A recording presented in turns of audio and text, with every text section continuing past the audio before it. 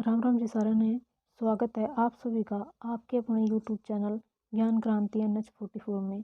आज मैं आप सभी के साथ एक कहानी शेयर करूंगी जिसका शीर्षक है प्रगति का रास्ता। एक बार एक विद्वान व्यक्ति किसी गांव से गुजर रहा था।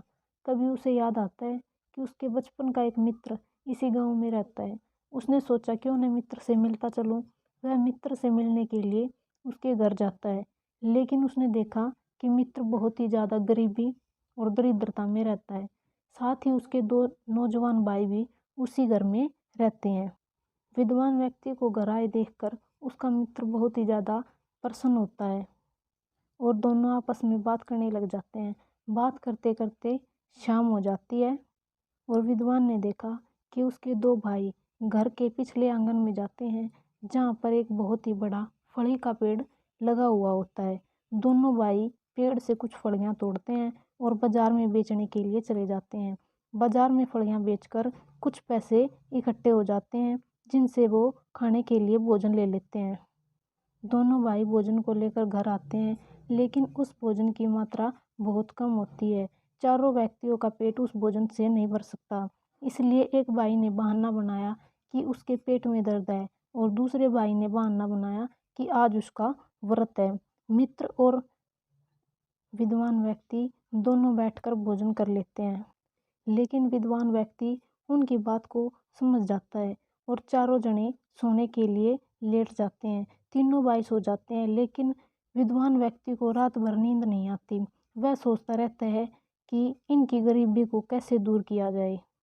मित्र की गरीबी को दूर करने के लिए विद्वान व्यक्ति के मन में एक उपाय आता है।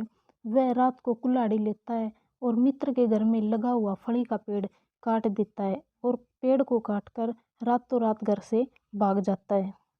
जैसे ही सुबह तीनों भाई उठे तो उन्होंने देखा कि उसका विद्वान मित्र घर पर नहीं है और उसने उस पेड़ को भी काट दिया है। तो तीनों भाइयों ने विद्वान व्यक्ति को बहुत ही ज़्यादा गालियाँ दी और तीनों भाई बैठकर रोने लगे, कहने लगे, हमारे तो जीवन का आसरा यही था, इसी से हमारा पेट भरता था, अब हम कैसे अपना गुजारा चलाएंगे।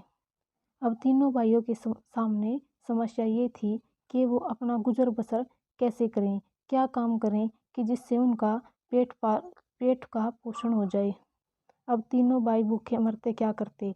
तीनों भाई काम करने के लिए घर से बाहर जाते हैं। ऐसे ही 3-4 वर्ष बीत जाते हैं और 3-4 वर्षों में तीनों भाइयों ने बाहर काम करके बहुत सारा धन अर्जित कर लिया और उनकी दरिद्रता भी दूर हो गई। इन्हीं 3-4 वर्षों के बाद विद्वान व्यक्ति को एक दिन याद आता है कि उसके मित्र का क्या हाल हुआ होगा। तो वह उसे देखने के लिए उनके गांव में जाता है और विद्वान व्यक्ति ने देखा कि जहां उसके मित्र की एक छोटी सी टूटी हुई छान पड़ी हुई थी, वहां पे एक बहुत ही सुंदर मकान बना हुआ है। वह मकान के अंदर जाकर देखता है तो उसका मित्र और दोनों भाई सुख शांति से भोजन कर रहे होते हैं। अब तीनों भाइयों ने विद्वान को देखा और उठकर खड़े हो गए। तीनों भाई हाथ जोड़कर विद्वान व्यक्ति का शुक्रिया अदा करने लगे। बोले, अगर तुम उस दिन इस पेड़ को नहीं काटते तो आज हमारे साथ इतने अच्छे दिन नहीं आते। तीनों भाई मिलकर विद्वान व्यक्ति का धन्यवाद करते हैं और भोजन करवाते हैं।